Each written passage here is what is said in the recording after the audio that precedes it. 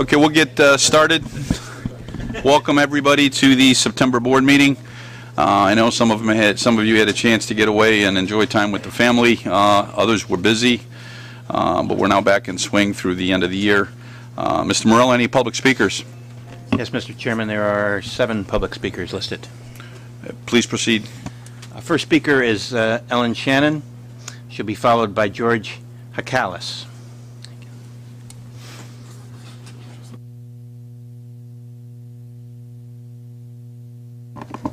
Thanks.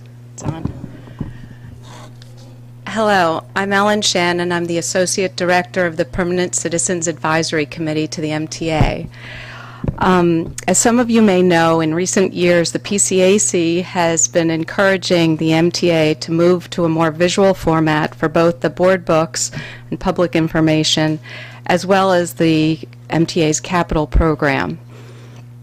In light of that, I'm here to thank the chairman, Mr. Prendergast, for encouraging us as we started this process, as well as Craig Stewart and Steve Barang, Mike Salvato, Tess O'Loughlin, who is the graphic designer for the project, for the plan, Patrick Cashin and Josh Goldwitz, whose photographs capture the beauty and integrity and importance of the system throughout the document.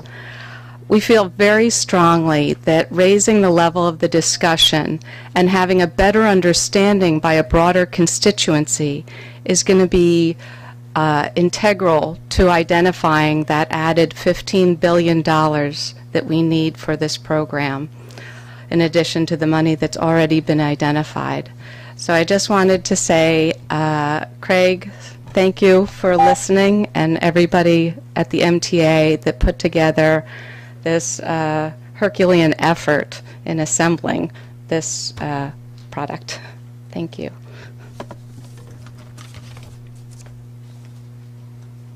Thank you very much. Mr. Hakalis, George Hakalis, will be followed by Claude Fort. Could this be passed around to everyone? Good morning, Tom. Good morning, other members of the board. My name is George Hakalis. I'm the president of the Institute for Rational Urban Mobility. IRM continues to urge MTA to advance a better Long Island Railroad East Side Access project by halting all construction on its deep cavern plan and moving quickly to construct the upper-level loop alternative developed by Delcan Corporation, Canada's largest engineering firm. Using all existing tracks and platforms in Grand Central, the world's largest railway station avoids the risk of placing as many as 8,000 passengers in a deep cavern terminal 151 feet below Park Avenue in the event of a fire or terrorist attack. Using the upper level saves passengers 3 to 4 minutes of travel time in each direction and saves the MTA the substantial cost of operating and maintaining 47 escalators. A better plan would also include halting construction of a costly new yard for midday car storage of rail cars in Sunnyside, Queens. By operating more frequent reverse peak service and returning rail cars to existing yards further east, there is no need to build a new yard. This property is worth much more if sold as raw real estate, since developers would not have to build a costly deck over an operating rail yard.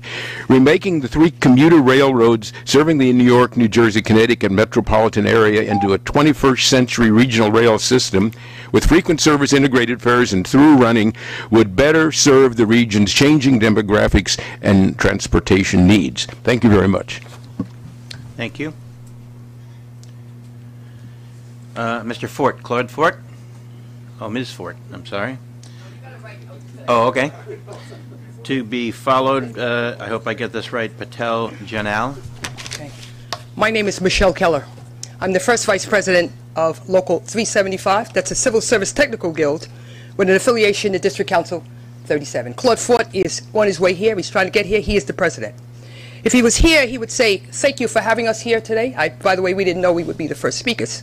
But clearly, our appearance here today is to speak in behalf of some 1,000 technical professional members that are part of MTA, have been, are not going away, are there for everything you need, including of what is recent Sandy. And we're asking that today that you please make sure that you have on this agenda their ability to get their collective bargaining completed. Some 1,000 employees of the City of New York in a different sector are already completed. We are waiting on that. We hope you will consider that, bring parity to that, and make sure that these members stay kind of happy. Happy members are a happy family that works well. Thank you so much today. Thank you. Patel Janali, to be followed by Frank Rizzo. Hi, good morning, everybody. My name is Janak Patel. I'm a Chapter 2 President for Local 375. My first Vice President just spoke on our pay raises. Our pay raises were approved by DC 37 and the City of New York for all the engineers, architects, and some other titles. We would like the board to approve it so that my members can get paid ASAP, just like the other managers got paid. There's one thing going on at 2 Broadway is all the non-rep titles. They haven't heard anything from the chairman or anybody. Please look into it and please kindly send the memo out so at least everybody is happy to hear from you. Thank you. Thank you very much. Mr. Rizzo, Frank Rizzo, be followed by Amanda Stranieri. Good morning, board members. My name is Frank Rizzo. I'm here representing the Staten Island Board of Realtors, which is the largest trade association on Staten Island, and I'm here to talk about the Staten Island, or the proposed Staten Island bus rapid transit system.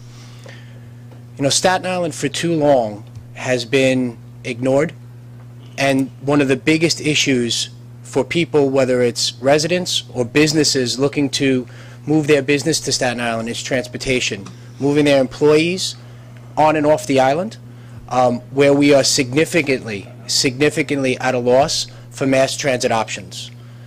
The proposed bus rapid transit line is a small step, but is not what is completely needed. What Staten Island needs is a light rail along that lines, and it needs the funding available to finish that study.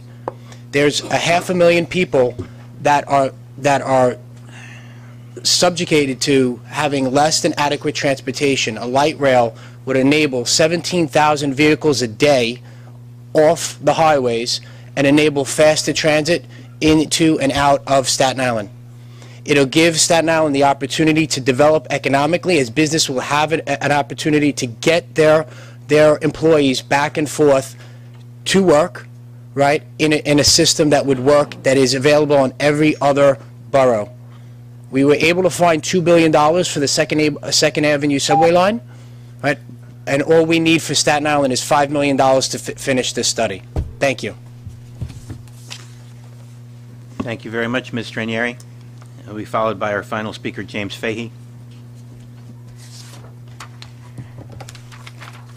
Good morning. My name is Amanda Stranieri. I am the Community Campaign Coordinator for the Staten Island Museum, and I'm also here to request support for the North Shore Bus Rapid Transit for Staten Island.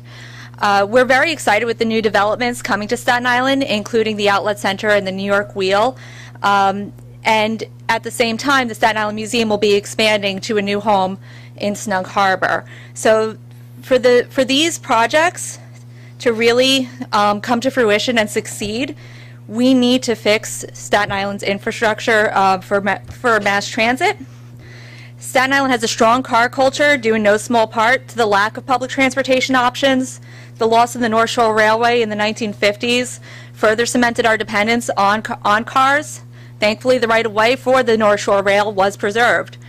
And we would like to advocate that this right-of-way be transformed into bus rapid transit for the North Shore.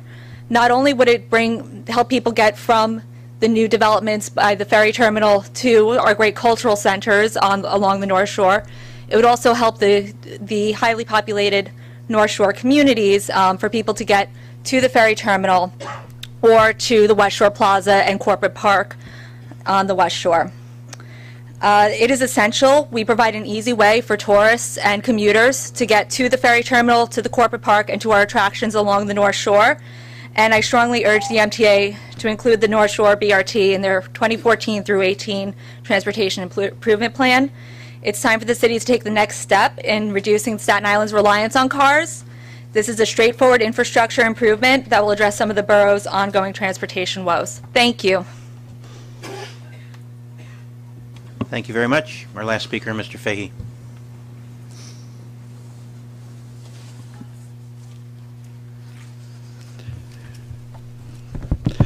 Good morning, Mr. Chairman and members of the board.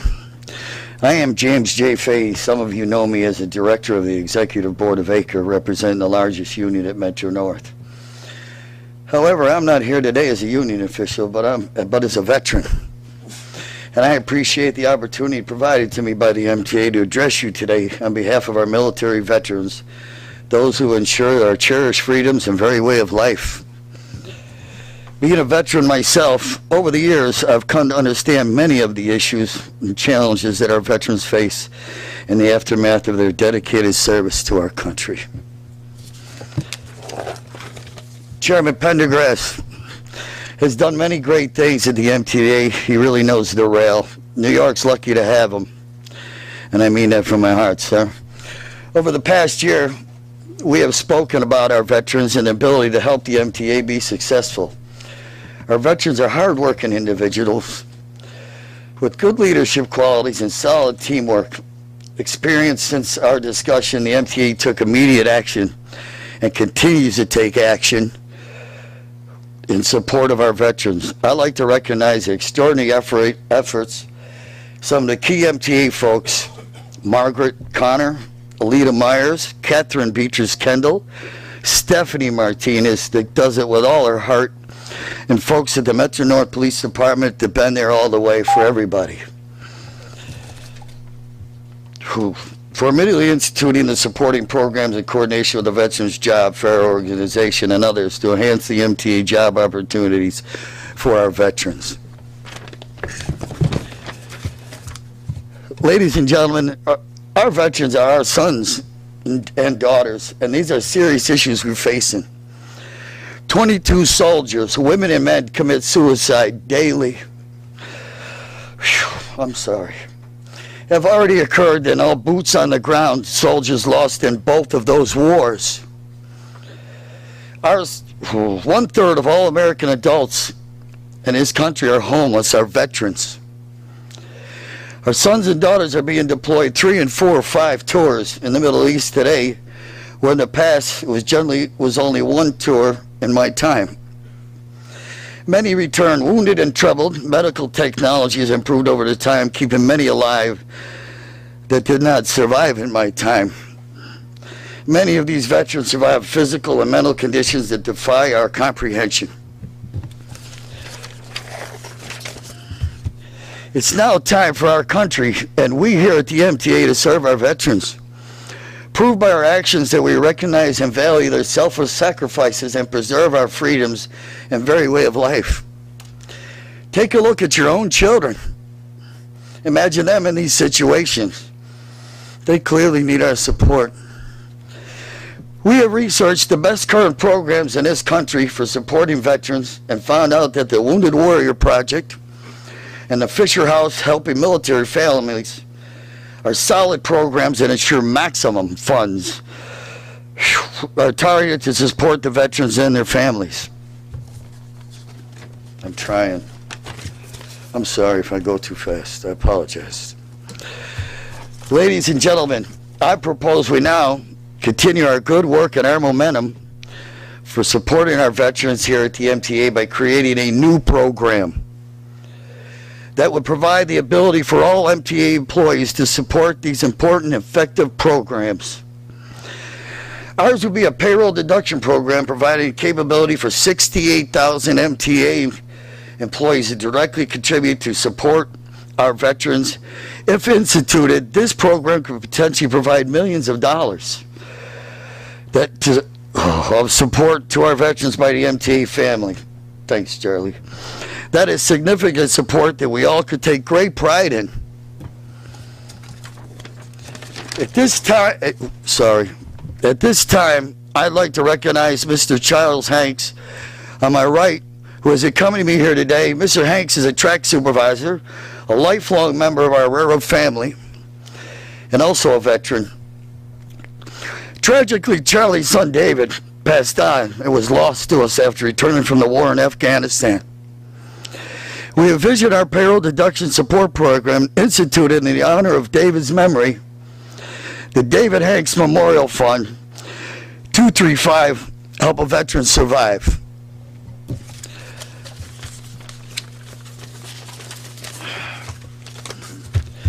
President John F. Kennedy once famously asked us, ask not what your country can do for you, but what you can do for your country. Our veterans have heeded and fulfilled that selfless call to duty. Some have made the ultimate sacrifice, while others endured serious physical and mental anguish. As a result, they have done what has been asked. Every single one of our veterans have proudly served our country. It's now time for our country to proudly serve our veterans. I thank you for your time. I beg you from my heart to help our children. Thank you. Thank you very much, Jim.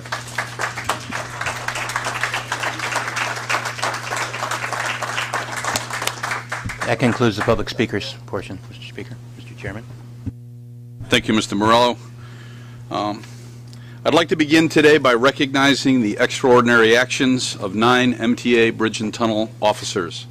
They're here with us today, and they worked together to rescue more than a dozen people from a burning building.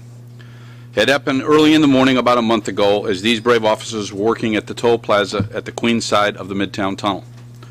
That's when they saw smoke coming from a nearby apartment building and sprang into action. They sprinted over to the building, some of them scaling a wall to get there. They kicked open a door, they banged down windows, and they wanted to wake people up. They yelled, "Fuera, fuera," which is out, out in Spanish, to get the largely Spanish-speaking residents to flee to safety. It took about 100 firefighters to put out the blaze, but thanks to these officers, not a single resident was hurt. So today, on behalf of our entire organization, I want to present them with a small token of our appreciation. And I have with me 9 heroism awards inscribed with their names in recognition of the extraordinary bravery, leadership, and unselfish actions in the face of extreme danger. But before I call them up individually, how about a big round of applause for all of them?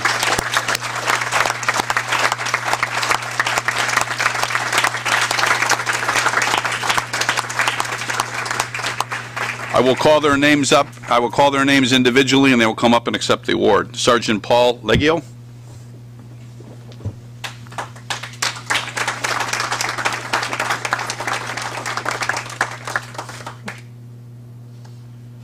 Probably from the back to front.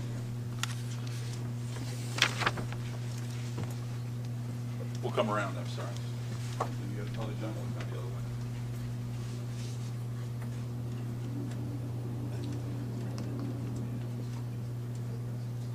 We can walk from the award, I apologize.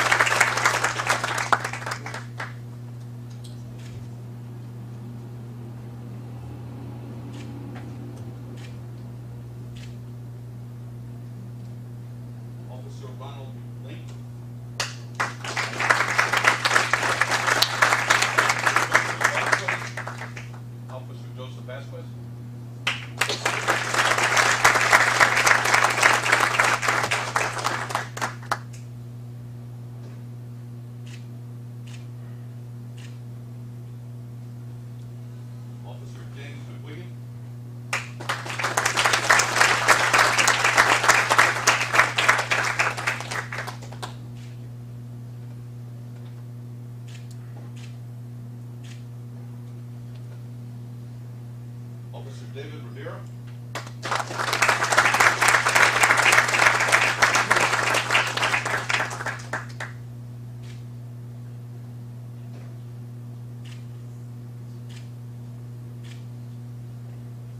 And lastly, Officer Stephen Wall.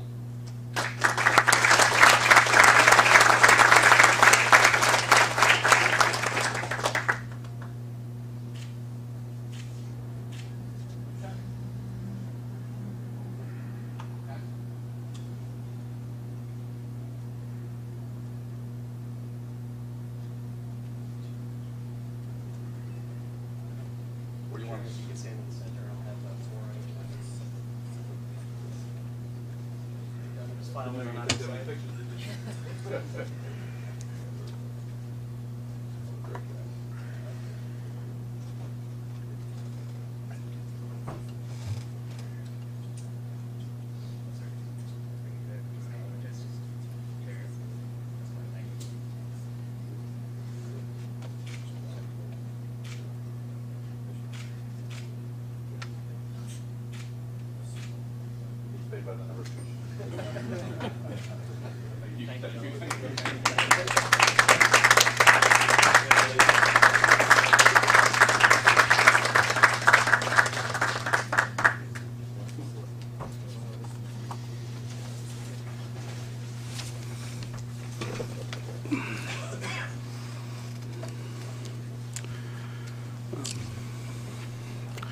Next, as I'm sure you know, today we will be presenting the 2015 through 19 MTA Capital Program, and later in the meeting, Craig Stewart and I will provide a brief presentation and a little bit more detail than what you may have seen in the past.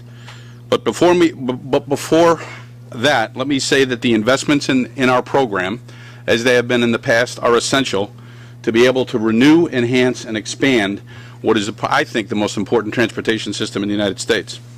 They'll create hundreds of thousands of jobs, and we know from experience they contribute to the second largest urban economy in the world, the $1.4 trillion economy of New York, second only to Tokyo. And I want to remind you that through this capital program, we will be fulfilling our responsibility to maintain what is a $1 trillion asset. The total sum of assets at New York Metropolitan Transportation Authority is some $965 billion, which we can round to $1 trillion. And it's essential that we do what we have to do to maintain that asset, but also provide for an enhanced and expanded level of service for our customers. In that context, in some ways, the $30 billion that we'll be talking, order of magnitude, seems small against that $965 billion total asset number. The minutes of July's meeting have been distributed to all members. Are there any corrections, omissions, or comments? All those in favor? Aye. I should have had a motion first. A motion? So moved. Second. Any comments or questions? All those in favor? Aye. Fine. Committee on Finance, Mr. Andrew Saul. Tom, the Finance Committee met this month and reports the following. There are 3 action items on the agenda for board approval.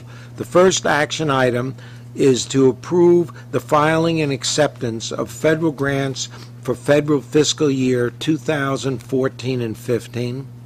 The second action item is to formalize the existing procedure for the delegation of authority to make certain environmental determinations and findings. The last item is the approval to add 3 law firms to the MTA panel of outside counsel for collection matters. The committee recommends these action items, and I move them. Second. Any comments or questions? All those in favor? Aye. There are 3 procurement actions this month in the amount of $3.4 million. There are no non-competitive procurements. There are 3 competitive procurements in the amount of $3.4 million. The committee recommends these procurements, and I move them. Second. Any comments or questions? All those in favor? Aye. There are no ratifications. There are 7 real estate action items which are described on pages 56 through 70 in the board book distributed for this meeting. The committee recommends these real estate items, and I move them. Any comments or questions? All those in favor? Aye. Tom, this concludes the finance report. Thank you, Mr. Saul. Transit and Bus Committee, Mr. Ferrer. Mr. Chairman, the Transit and Bus Committee met on Monday and reports the following. There are 13 procurement actions this month in the total amount of $146.1 million. There is one non-competitive procurement for MTA New York City Transit in the amount of $200,000. The committee recommends these procurements, and I move them. Second. Any comments or questions? All those in favor? Aye. There are 4 competitive procurements in the total amount of $105.4 million. 2 procurements are for New York City Transit in the amount of $25.3 million, and 2 for MTA Bus Company in the amount of $80.1 million. The committee recommends these procurements, and I move them. Second. Any comments or questions? All in favor? Aye. There were 8 ratifications in the total amount of $40.5 million. 3 ratifications are for New York City Transit in the amount of $7.3 million, and 5 ratifications for MTA Capital Construction in the amount of $33.2 million. The committee recommends these ratifications, and I move them. Second. Any comments or questions? All in favor? Aye. Mr. Chairman, this concludes the Transit and Bus Committee report. Thank you, Mr. Ferrer. Next report. Mr. Capelli? If I could have a moment.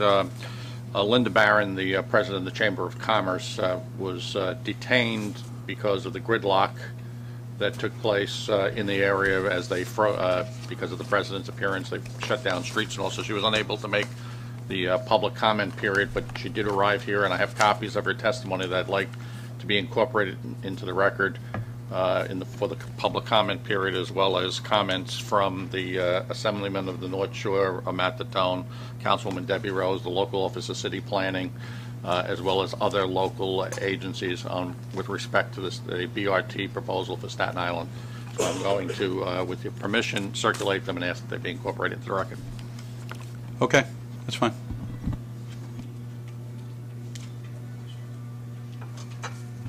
The next report, Metro North Committee, Mr. Sidor.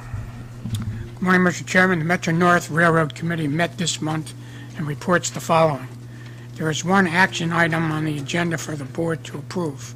The action item is to approve a contract to accept $300,000 in congestion mitigation air quality grant from New York State Department of Transportation. The committee recommends this action, and I move it. Thank you. Second. Any comments or questions? All in favor? Aye. There are 5 procurement items in a total amount of $6.4 million. There is one non-competitive procurement totaling $6 million. The committee recommends this procurement, and I move it. Second. Any comments or questions? All in favor? Aye. There are 2 competitive procurements in the amount of $226,000. The committee recommends these procurements, and I move them. Second. Any comments or questions? All in favor? Aye. There are 2 ratifications in the amount of $205,000. The committee recommends these ratifications, and I move them. Second. Second. Any comments or questions? All in favor? Aye. This concludes the report of the Metro North Committee. Thank you, Mr. Sidor. The report on the Long Island Committee, Mr. Pelly. Good morning, Mr. Chairman. The Long Island Railroad Committee met this month, and I report the following. There are 3 procurement items in the total amount of $31 million. There are no non-competitive procurements. There are 3 competitive procurements, 2 for Long Island Railroad in the amount of $8.7 million, and 1 for MTA Capital Construction in the total amount of $22.2 million. The committee recommends these procurements, and I move them. Second. Any comments or questions? All in favor? Aye. There are no ratifications, and this concludes the report of the Long Island Railroad Committee. Thank you, Mr. Pelly. The report on Bridges and Tunnels Committee, Mr. Capelli. Thank you, Mr. Chairman. Bridges and Tunnels Committee met this month and report the following. There are 6 procurements in the total amount of $30.955 million. There are no non-competitive procurements. There are 6 competitive procurements in the total amount of $30.955 million. The committee recommends these procurements, and I move them. Second. Any comments or questions? All in favor? Aye. There are no ratifications, and this concludes the Bridges and Tunnels Committee report. Thank you, Mr. Chairman. Thank you, Mr. Capelli. We will now have the special presentation on the 2015 through 19 capital program. And it'll be Craig Stewart and I, and then we can have a discussion. We can lower the lights.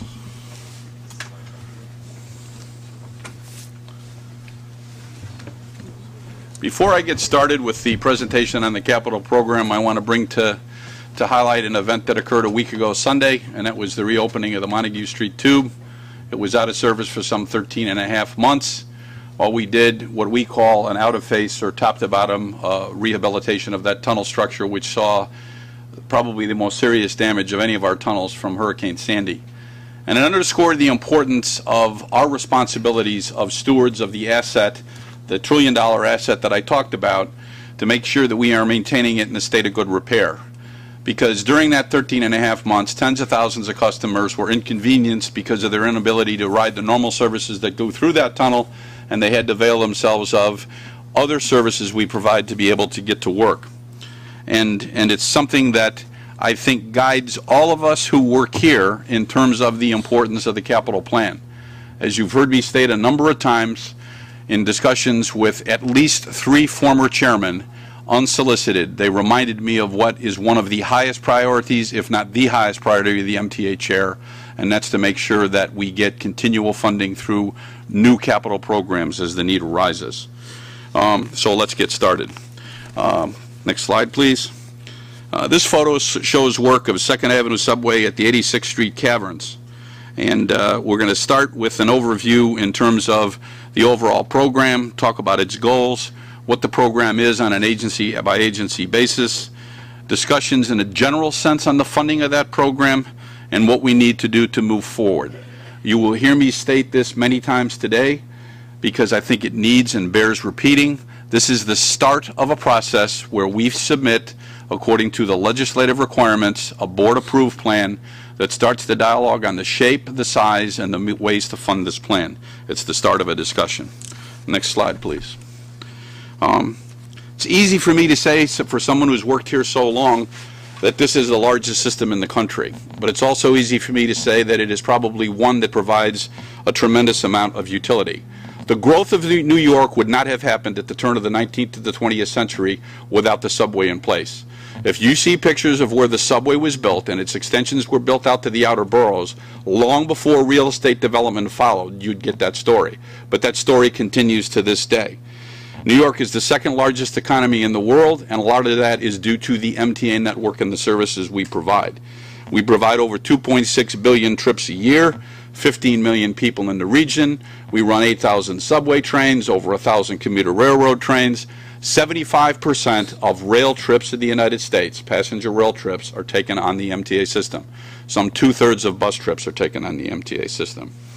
The 2014 capital plan provided 350,000 jobs to New Yorkers with an overall economic impact of some $44 billion to the region. So we help support the economic engine of New York. It has some features that no other subway system in the world has. No one has 468 stations. And 468 stations adds to the asset liability that we have, but it also provides a means for some 71% of the New York City population lives within 1/2 mile of a subway station. 97% of the people live within a 1/4 mile of a bus stop. 73% of Long Island Railroad customers live within 2 miles of a station, and 51% of Metro North's customers live within 2 miles of a station. Those are figures that other agencies in the country salivate over. It's an important note to say how important we are to the New York region and its economy. Next slide, please. Our first priority, which is one that was in place for the first capital program back in 1982, is the issue of state of good repair, and we're going to label that renew, because it's important that we have a continual program to renew the asset, extend its useful life, and make sure it's here not for just the people that are riding today, but the generations that will follow. The New York City subway system, it has been in place since turn of the century, 19th to the 20th. And if you take a look at the companies that preceded Long Island Railroad, Metro North, New York Central, and Pennsylvania Railroad, it's even longer than that. Some examples of things that we're going to do in the area of renewals is bring a state-of-art signal system to both commuter rails in the form of positive train control. That couldn't have been more strongly reinforced than what happened on December 1st of last year with Spite and Dival. We need to dedicate bus lanes to cut travel times and improve the level of service we can provide on that network, replace 84 miles of subway track, replace 940 subway cars, and purchase some 1,800 buses to not only replace buses that are reaching the end of their useful life, but expand the size of the fleet as we focus on improving bus service. In building blocks in place, we need to have help points at our 468 stations so customers can not only call out in the event of emergency, but for service issues. The millennials that are riding our system today are not satisfied with state of good repair. They want things that will enhance the level of service they're going to see. Their expectation is the state of good repair is something that we're responsible for delivering. We also need to look at ways of expanding the network. If we're going to see 1 million more people in the New York City area by 2035 and an additional 1 million more on top of that in the region, we need to continue the efforts to expand the system through 2nd Avenue subway, completion of East Side access, and Start 1 Penn access from Metro North for not just Metro North and New Haven customers, but to serve an area of the Southeast Bronx that has been promised better service since the initial days of the 2nd Avenue subway. Next slide, please. As someone who is an engineer and someone who likes to look at things in terms of the level of responsibilities we have, I've asked for this slide to be developed because when we're trying to describe a program that is an order of magnitude of $30 billion, we need to provide some sense of priorities because at the end of the day you will get down to your last dollar. And where does that last dollar get spent? So what we're going to show here in this pyramid display is at the bottom of that foundation is safety, and then above that is reliability. That goes to the issue of state of good repair and expectations people have that we're maintaining the asset in a way that guarantees the safe and reliable delivery of service. It also then moves on into the area of improvement. One of the best things we did and one of the most difficult challenges presented for us is the provision of countdown clocks on all of the IRT or A division platforms, the numbered lines, because it raised the bar in terms of level of expectation our customers had in terms of that same level of information being provided for the B division, the lettered lines of the system. And as much as we would like to be able to say we're focusing on state of good repair, we have to do that, but in addition to that, we need to do things that result in system improvements. And deliver better and more service. There's a continuous push as if the City of New York is going to see 200,000 additional housing units, we need to make sure that we work jointly with them and put and locate those housing units somewhat in close proximity to where the system already has the service. But in some cases, we're going to have to expand bus service. And so we're going to have to make sure that we're doing things from a standpoint of improvements that are meeting those needs. And lastly, I would like to be able to say that from a network expansion standpoint, it's essential that we continue doing those things. It would be easy for one to say, no, just focus on state of good repair and don't do that, but there would be no way we could meet the changing demographics of the region as we see 1 million more people in the city and 1 million more people in the region. If we want to make sure New York maintains its presence in the world as one of its financial centers, if not the financial center, a good, healthy transportation system needs to be in place. There isn't a major financial center in the world that is not making investment in its transportation services. London, Paris, which we more quickly identify ourselves with, but also Tokyo and Hong Kong. Next slide. A few statistics illustrate just how important the capital investment over the past 30 years has been. Compared to where we were in 1982, where the system was falling down around its ankles, we've greatly improved the level of performance and the reliability of the system. And in so doing, we've actually brought ridership back without expansion. We've gone, when I left and I was Senior Vice President of Operations at New York City Transit in 1994, we were carrying some 3.5 million people on the subway. We're now carrying, on a given day, day in, day out, 5.5, but in some days 5.7, without major additions to the system by and large. So people are coming to the system in rush hour, off-peak hours, and the number of discretionary riders has increased considerably. Ridership is up 61% since 1992, and it continues to grow. In addition to this, our capital program also provides many other benefits which go to the enhancement and system improvement side of what I discussed earlier. Next slide. As we look forward to the 15 through 19 program, we want to improve upon what we have already done in the prior capital programs. We want to bring new technology to a system that was designed and put in operation at a time where there was no such thing, but to do so in a system in a retrofit way is very difficult and costly, but we need to do it. We also want to make sure we learn from Superstorm Sandy and raise the bar in terms of design standards we are going to employ to make sure that the asset will be good for another 50 to 100 years. Bridges and tunnels, in its critical bridge assets, needs to do that. It's far easier to build a bridge from scratch when the utility and functionality of that bridge doesn't exist than it is to replace that bridge with a new bridge or an overhauled bridge and provide traffic at the same time. And I think Bridges and Tunnels does an excellent job of that, but we need to continue with that. We need to move into areas and do things differently. Given those 468 stations and the size of the asset that is, or sub-asset category, and the amount of money that we will be constrained by, we cannot do out-of-phase replacements of every station. So we need to move to away from whole life asset management. There are certain elements of a station that need to be replaced outright, modernized. There's other elements that we can continue to just maintain in a state of good repair and make sure we're putting our money and getting the maximum utilization of the dollars. And we're going to work very closely with New York City DOT to continue the efforts to try to improve the level of service we provide on the bus side of the house, not only additional and better quality bus service as we currently know it, but an expansion of the Select Bus Service program, because we need to knit the different elements of the rail system together with the bus system to get the maximum utilization. Next. When you keep going back to the public and you keep asking for ever increasing sizes of billions of dollars, and a billion here and a billion there, sooner or later it's real money, and I like to remind people, $1 trillion asset, a billion is 1,000 million, and $1 trillion is 1,000 billion, and these are large numbers. And when you go to people and you ask them for money, one of the things you have to assure is that you're delivering these projects as best as possible and ever improving on time within budget, but streamlining out all inefficiencies and make sure you're effective. We continually need to do that. We need to increase the levels of transparency in terms of how we deliver the program, and as some of the public speakers said, also on how we shape the program. There are a number of different stakeholders that play a role in not only seeing that we're maintaining the asset and delivering the services, but they're part of the discussion at the table in terms of how we will get the funds to do that and how those funds will be played out in terms of priorities.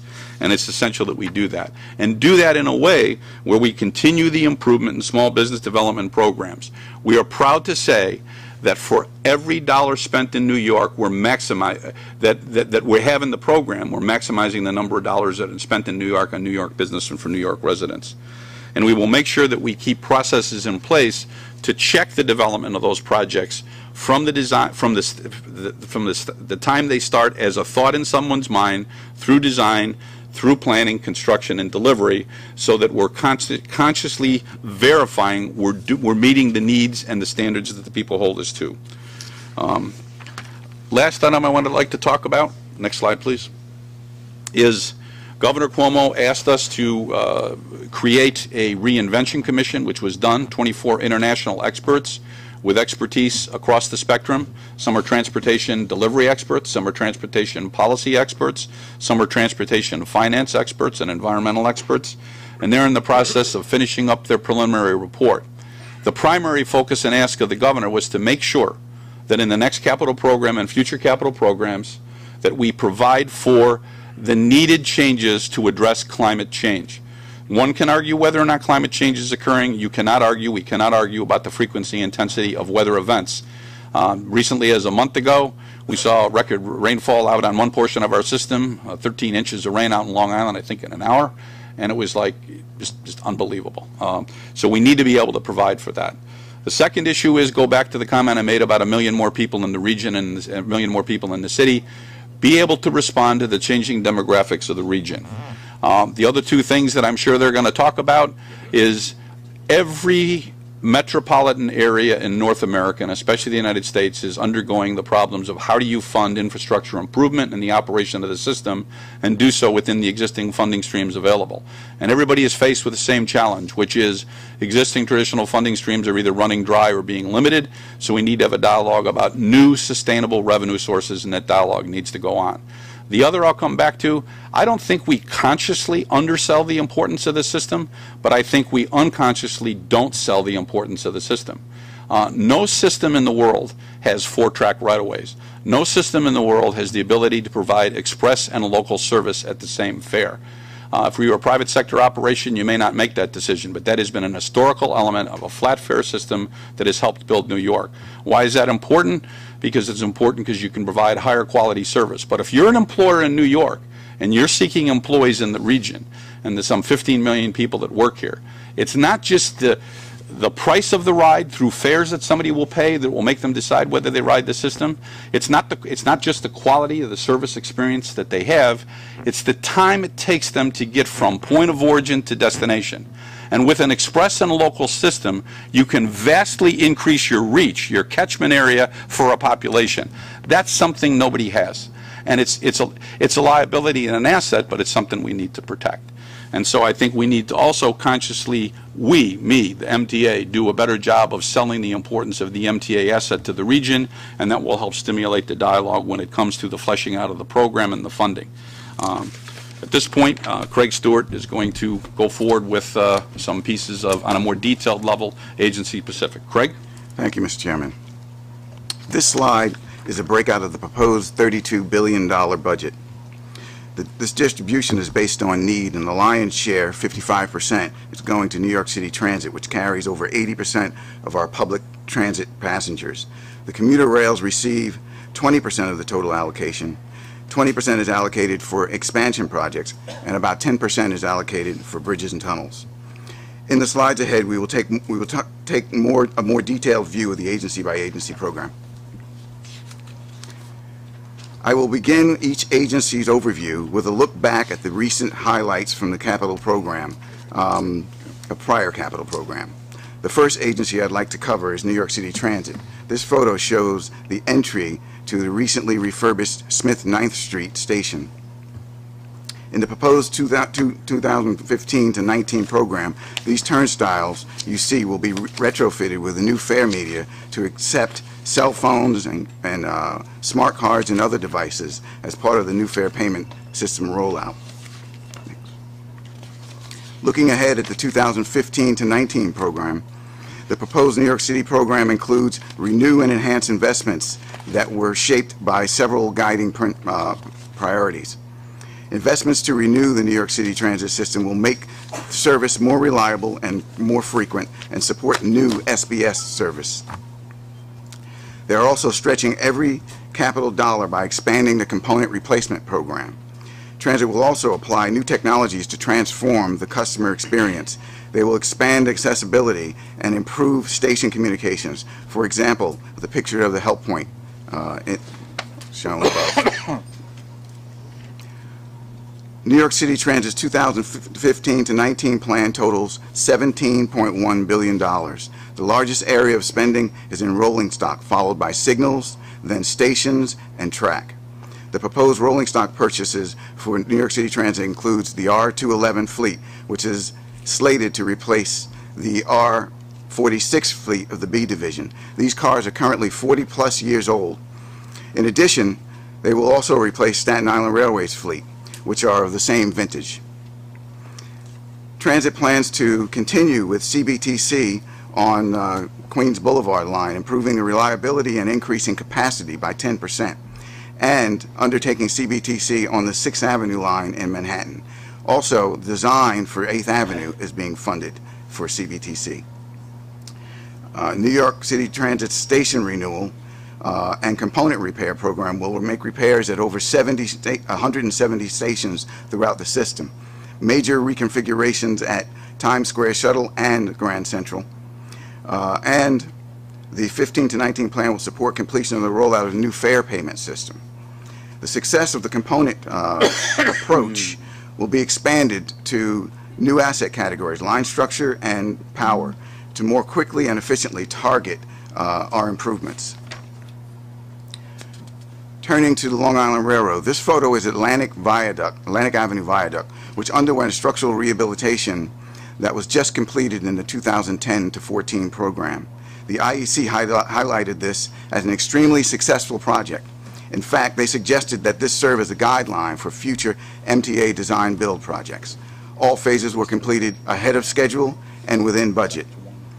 The remainder of this initiative will be completed, which is the renovation of Nostrum Avenue Station. It's included in the 2015 to 19 program. Here are some of the key priorities that shaped the proposed Long Island Railroad program. Investments to renew the Long Island Railroad system reflect improvements to safety and service reliability, an emphasis on improved signaling for better service, and updated rail fleets.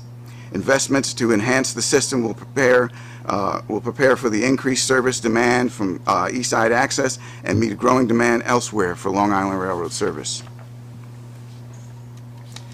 The proposed Long Island Railroad 2015 to 19 capital program totals $3.1 billion. A large share of this will continue the rolling stock and track capacity investments begun in the 2010 to 14 program, completing the replacement of the M3 fleet, the main line double track, and continuing Jamaica capacity improvements. To complement nearly $600 million of track capacity improvements, Long Island Railroad will invest another $400 million to continue and maintain a state of good repair on their existing track assets, bringing the overall track category to $1 billion. Communications and signal assets will also see heavy investments. Completion of positive train control, communications network and signal component upgrades, investments to support the Long Island Railroad long-term migration to centralized train control. The program will also include considerable work at stations. New fare payment system interoperability initiative will be funded. Station component work. Renewals are planned for Nostrum Avenue Station, Hunters Point Avenue, and Babylon, and a new station in Elmhurst, and a design of a new station at Republic. The balance of Long Island Railroad's proposed 2015 to 19 program focuses on state of good repair investments. Moving on to Metro North Railroad. This photo shows Grand Central Terminal, centerpiece of the Metro North network. The 2010 to 14 capital program included $94 million in investments at Grand Central, including a variety of structural and station component work. Included in the 2015 to 19 program is the replacement of the large train information boards, which are visible to the right of the photo, in the photo. Renew investments dominate for Metro North, with 85% of the program going to state of good repair. Priorities include an emphasis on improved safety and service reliability, with significant investments in structures, signals, and shops. Overall, the proposed Metro North's 2015 to 19 program totals $2.6 billion. Two key projects program: replacement of the M3s, which have reached their useful life, the final phase of Harmon shop replacement, supporting 80% of the shop operations of the railroad. This proposed plan also includes significant investments for structural rehabilitation of the Grand Central train shed and tunnel structure, continued SGR investments in track, bridges, and tunnels, customer communication systems in Grand Central Terminal and outlying stations, MTA-wide new fare payment interoperability investments, completion of positive train control, signal improvements on the Upper Hudson line to preserve safety and reliable service, power investments focusing on substations and third rail, and the balance of the 2015 to 19 program focuses on SGR investments for Metro North. Turning to MTA Bus Agency, which complements New York City Transit's bus operations within the 5 boroughs. This photo shows one of the express buses purchased in the 2000 to 2004 program. These buses are nearing the end of their useful life and are proposed in the 2015 to 19 program to be replaced. MTA Bus will renew investments focused on updating the fleet with the latest environmentally friendly buses for improved efficiency and customer comfort.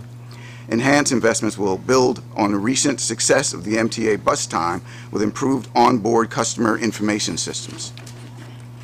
The proposed 2015 to 19 capital program for MTA bus totals $437 million and mainly focuses on fleet needs. 406 new buses will be purchased, including 378 high-capacity express buses and 28 articulated buses for improved efficiency on higher volume routes. The balance of the program includes the previously mentioned customer information system and component depot repairs, along with a new bus radio system. Turning to the last of our operating agencies, Bridges and Tunnels, this image looks skyward towards one of the massive towers of our Verrazano Narrows Bridge, the longest suspension bridge in North America.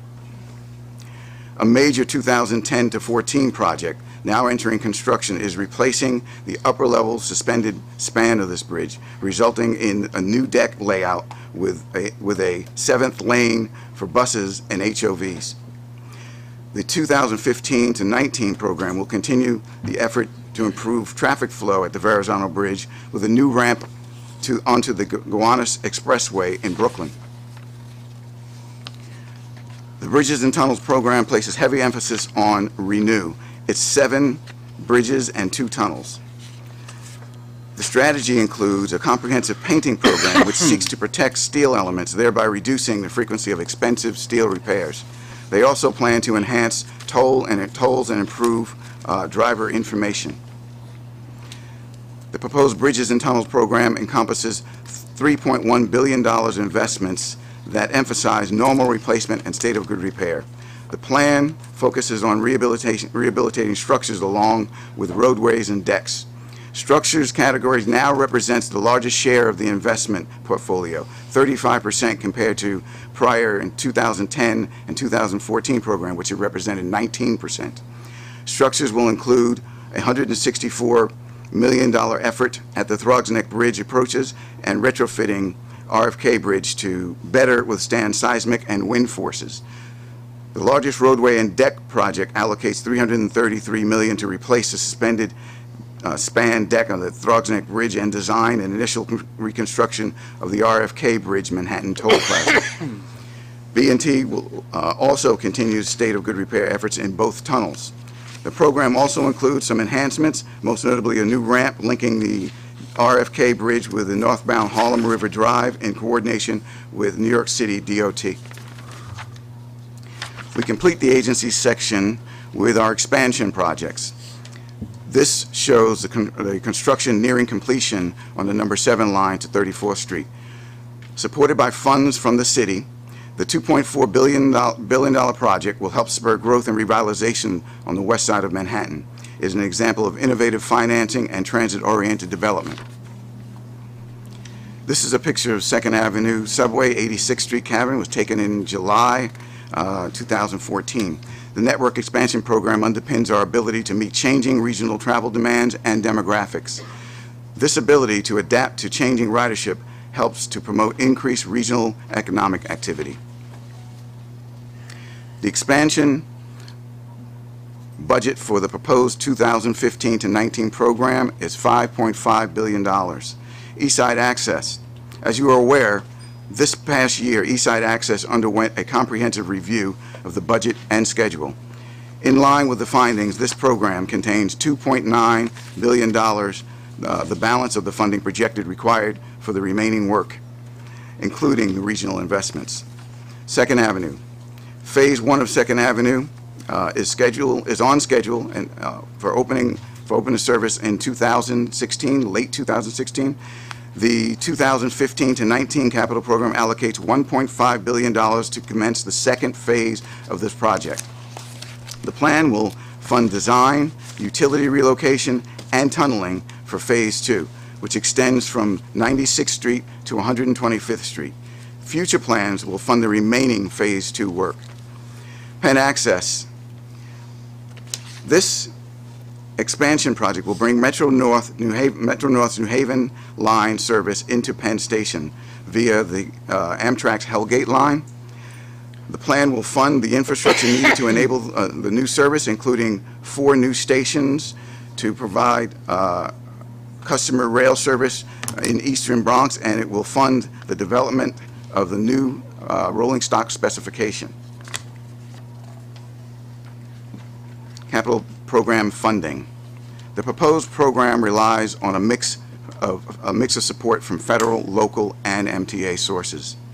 While we await congressional action on the next multi-year transportation authorization, we keep our assumptions for FTA formula and flexible funding flat at current levels for a total of $6.3 billion. The proposal also includes $3.9 billion in new MTA bonding capacity and $927 million in pay-as-you-go capital, as reflected in the July financial plan. Our asset sales and lease assumptions reflect additional proceeds from east-west rail yards and the disposition of MTA Madison Avenue properties, as well as other sources, including properties MTA jointly owns with the City of New York. We have included $125 million per year in the capital contributions from the City of New York. This is a 25% increase over the 2010 to 14 and city match funds for MTA bus grant. The 15 to 19 plan assumes $507 million in new starts funding for Phase 2 of 2nd Avenue, subject, of course, to further discussion with the FTA. And we estimate that about $200 million in select station projects could be funded, accomplished through private developer initiatives. Other MTA sources are primarily bonds or pay-go generated from savings due to the proposed issuance of PMT-backed bonds and other proposed FRA RIF loans for PTC. And finally, our Bridges and Tunnels 15 to 19 program will self-fund through a combination of TBTA bonds and pay-go capital. But in the end, as you can see, there remains a significant funding gap of $5.2 billion that must be filled in order for the MTA to implement its 2015 to 19 capital program. I think you mean 15. Oh, I'm sorry, 15. Did I say 5? I wish it were 5. 15. We don't want to sell ourselves cheap here. To meet the challenge, we will work with our funding partners to help fill the gap with contributions from the system's many beneficiaries, including new dedicated revenues, private funds, or in-kind contributions, additional appropriations from the state, federal, and local governmental partners, and new MTA debt. We are looking forward to advancing this program and delivering the vital investments that will improve the MTA network. The full capital program is posted on the web, or under capital program website, mta.info/capital.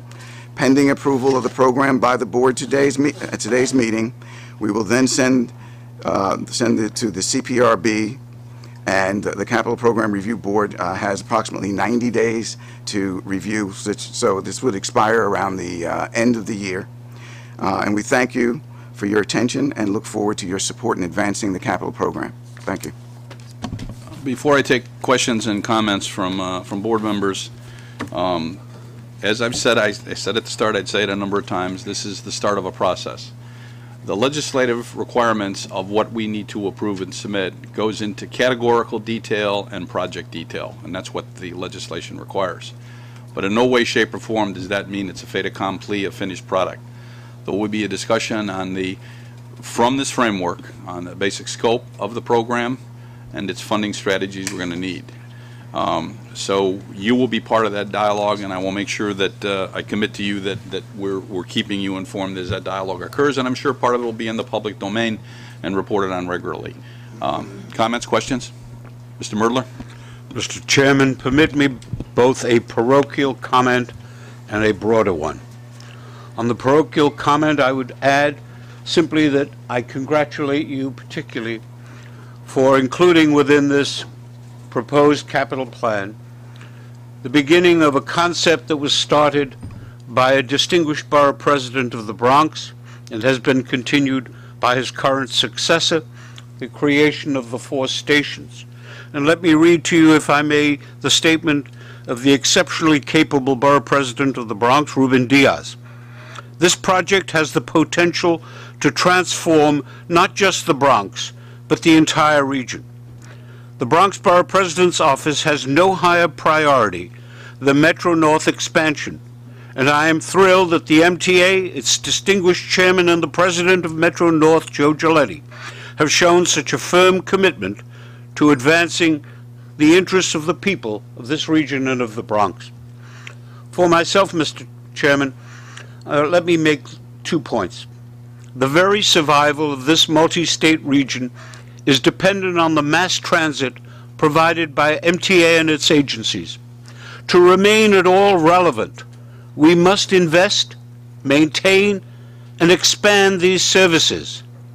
There are few, if any, more important commitments that the region, the state, and the city can make than to unequivocally support this capital program. Indeed, in my view, only the seriously myopic would urge otherwise. And as we look at this program, I would urge that we all give consideration to the fact that it still falls short of the mark in many respects. The Second Avenue extension that is proposed under Phase 2 needs to go to the southeast Bronx, where people have a right to service. Beyond this capital program, we need regular bus service from Bronx to Queens, Queens to Brooklyn, and a Staten Island light rail. We need to recognize in all of its ramifications that absent the expenditure of money today, the city of New York and this region will not survive tomorrow. I congratulate you, Mr. Chairman, and I congratulate your associates, and I will support this unequivocally. Thank you, Mr. Merdler. Mr. Capelli. Well, let me show a little bit of my Bronx, and also say I'm pleased for the inclusion of the Metro North stops, something that during my tenure there with the former distinguished borough president, I came to learn was very important to the mass transportation system, and is reflective of the idea that projects by the MTA don't only exist in Manhattan, and that we're seeking to serve some of the rest of the city and the region.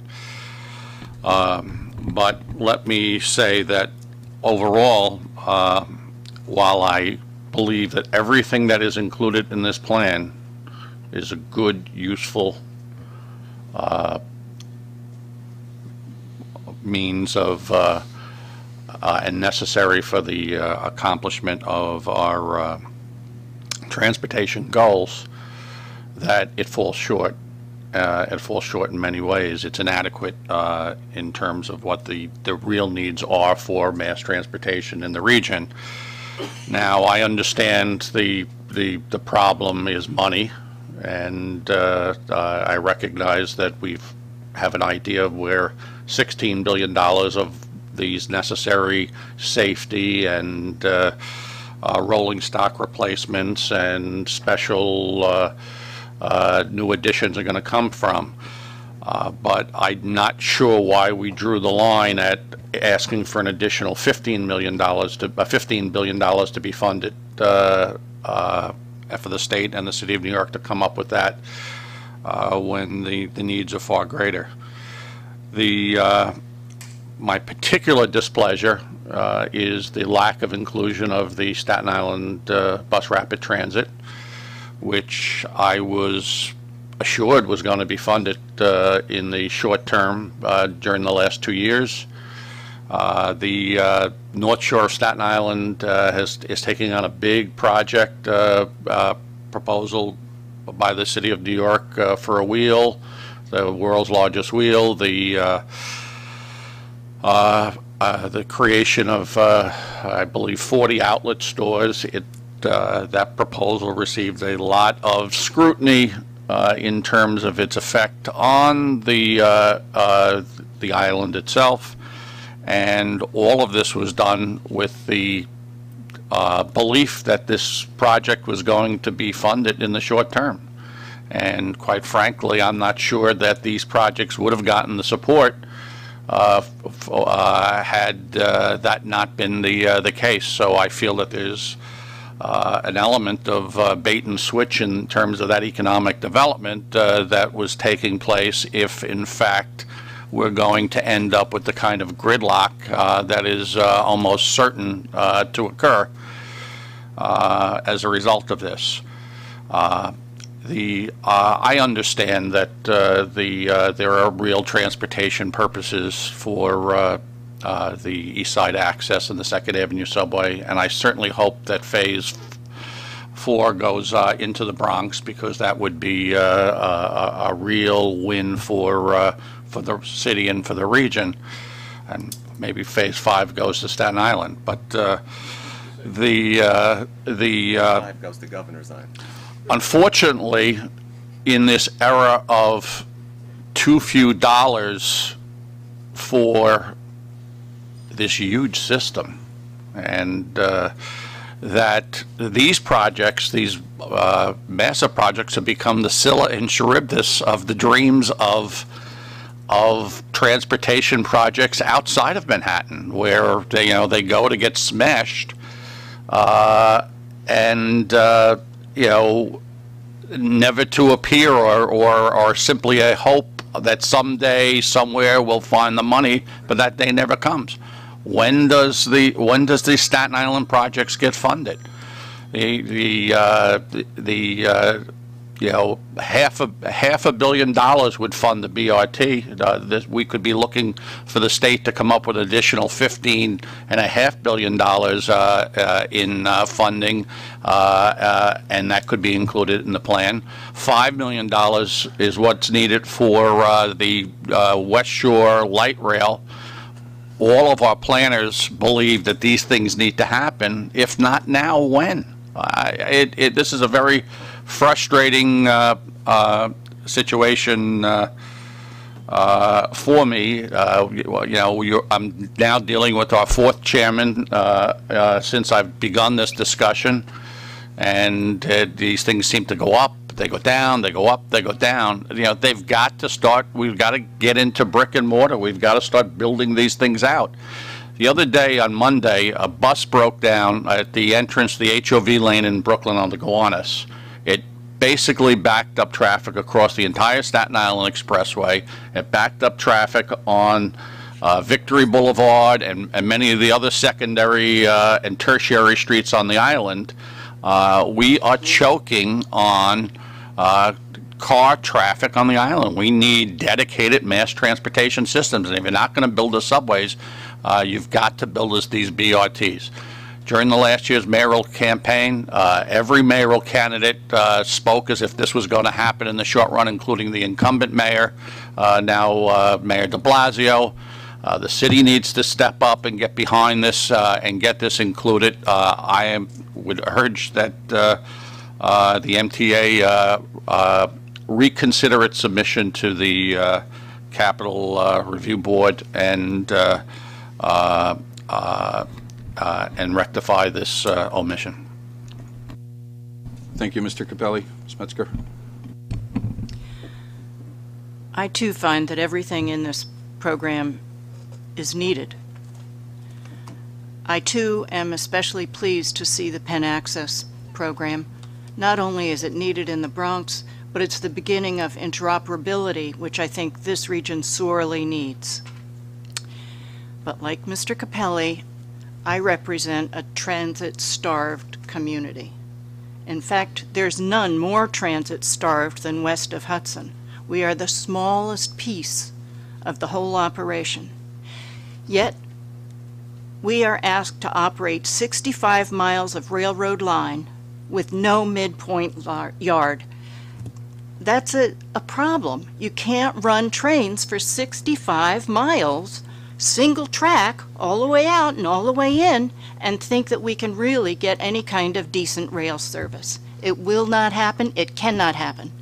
Like Mr. Capelli, I have been through years of planning, only to see that it's not in any program anywhere. That's like bait and switch. It's very, very frustrating, and a lot of time and effort has been spent with our public officials reaching out to the community, doing drawings, that comes to naught. There needs to be a more equitable distribution. Thank you.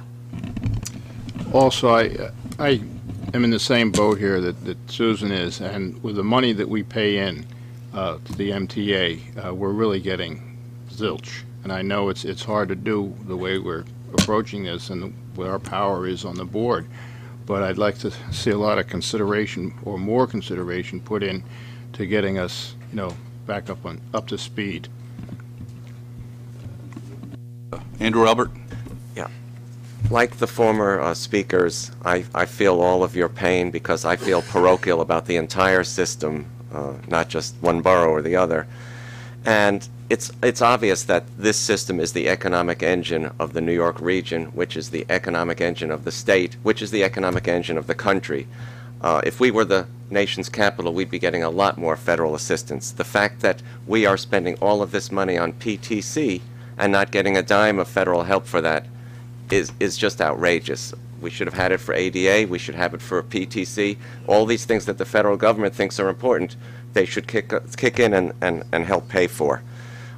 This, in spite of all of the comments, there is a lot of great stuff in this plan. Riders don't normally see the little things in this plan that are going to make their trip safer, the infrastructure, the inspection of bridges, elevated structures, tunnels, waterproofing. These are things that riders just expect to happen, but they don't understand what it takes necessarily to make them happen. So I obviously support it. I'm wondering, because you added so much flavor to this presentation, as did Craig, will both of you be making a personal presentation to the CPRB in Albany? Well, if you go back to my comment, which was three chairmen unsolicited tell me it's one of the most, if not the most important thing, I have to do in front of a number of stakeholders a personal presentation, so I wouldn't limit it to just those individuals. Sure. And this will be a process that won't be over in weeks and months. It's going to be over sometime, hopefully before the legislature is done next year in 2015, but it will include all of that, because for all the reasons that people have been making comments so far, and maybe more, we need to make sure that all the stakeholders are all in. Please. Some of what I want to say is just going to echo sort of what you just talked about. I think over the last 30 years there's been successful capital plans and unsuccessful capital plans, and I don't think it has anything to do with what's in it. I think it's exactly how it was funded and how it was supported from Albany or from the MTA, whether it's fare hikes, whether it's more taxes or less taxes. I think that over the last few years, anytime you've looked what's in the capital plan, I mean, I went through an exhaustive review maybe 6 years ago about what should be in the capital plan. Is everything always in it? No. Does the MTA get most of it right? I would say yes. It's always an issue about priorities. Some capital plans have provided real, stable, recurring revenues sources. Some capital plans have provided no new revenue sources and told the MTA, go issue more debt, $15, $20 billion. Sometimes Albany provides one-time revenue sources, and then sometimes they kick the can down the road and say, we're just going to do the next 2 years and we'll deal with this later, and then we'll deal with this later. There's so many different scenarios here. At the end of the day, what's going to make this a successful plan is the funding of the plan. How is it going to be funded? Not necessarily what's in it, and I can appreciate there are some things that need to be in it to make that happen. But unfortunately, this becomes Albany politics at its absolute worst. The MTA was created to absolve Albany from doing the tough decisions, which was raise fare hikes and to really run the systems. And in the end, Albany takes credit for the good things and pushes blame for the bad things. And I understand how difficult this process really is. New revenue sources, I would argue it's not rocket science. I appreciate that the Reinvention Commission, thankfully, has looked at different ways to fund it. But, you know, we've looked at this for the last 20 years. Do I think there'll be a new program? Great. If there's a new idea, I think we should embrace it. If it provides political cover to get things done, that's great. But it's not, nothing's really new. I sat through a meeting once, I remember several years ago, where I had maybe 5 or 6 of the smartest transportation experts in there. It was heralded as this was going to solve all the problems they wanted to present to the MTA. I sat down and I was like, all right, this is going to be great. They literally told me you can sell the Brooklyn Bridge. Okay. If I put tolls on the Brooklyn Bridge, we can raise money for the MTA. It's not rocket science. So I really do hope that we all work together. I think it's going to be really, really important that the board stays unified and that the board itself supports you going to Albany, keeping the pressure on to remind people that this needs to happen now. And the more that we work together and the more we go to Albany together, the more we work with the community advocates and the community organizations, we can get stuff done. I don't need to tell you, you've said it every time and every chair has said it, this is the most important job, and I just want the board to remember that we need to stay unified here, that unfortunately this is a very, very political situation, and it's politics at its worst. Should we have asked for $30 billion more? Maybe. You know, at the end of the day, this is probably one of the toughest things, and I think the fight should be focused on what's in it, but more importantly is how we're actually going to fund this thing, because the worst thing that can happen is they just say, hey guys, we've given you X, we've given you Y, we've given you Z, just do it yourself. And it's happened to us time and time again. And in some cases they give you money, and then a year later they take it back. We've seen that as well. Thank you, Mr. Chairman. First, let me second Mr. Kay's motion about staying together on this plan. Mr. Chairman, we've all been briefed and discussed formally and informally aspects of this capital plan for a long time. In my view, this is what transportation agencies such as us, the premier transportation agency in the United States, should be doing, should be putting forward. And while there may not be everything in here, I guarantee you, on the other side of this debate, there will be people saying, there is too much in here. What will you cut? Let me make some suggestions to you. I think we've got to find a sensible ground here, and it's exactly what this plan does, finds that sensible ground. Now, it should be distressing to every member of our riding public, every toll payer, that if we must go to the bond market and borrow over $15 billion, that is going to put inevitable upward pressure on fares and tolls and downward pressure on service. That, too, is not rocket science. We've got to figure out a way to issue a call to arms to all of our partners at every level of government, that we're doing what we should be doing. We are responsible stewards of this enormously vital asset, and we need help paying for it. We'll do our part, and we have done our part in terms of torque-wrenching down our own budget and doing the things we need to be doing, but only the naive or purposefully blind would deny the existence of other governmental forces that cause us to make expenditures. PTC is but one example. It is the right thing to do. And Mr. Chairman, you made a comment when we were discussing this way back that if we must, we will pay for it. And yes, that's the right thing to do. And we're paying for it. But we're not paying for it. Our constituents are paying for it. We're going to need to ask everybody to step up and to do the right thing for our riders, our state, and our region by not only supporting this plan in its entirety, but also supporting ways to fund this plan responsibly that doesn't continue that upward pressure on tolls and fares and downward pressure on service that has bedeviled this system for decades in the past. Struttenberg.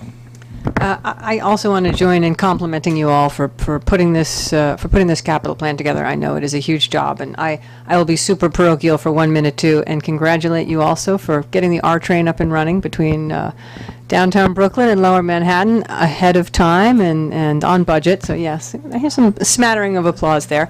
You don't always get the compliment you should when you do something so well, so thank you for that.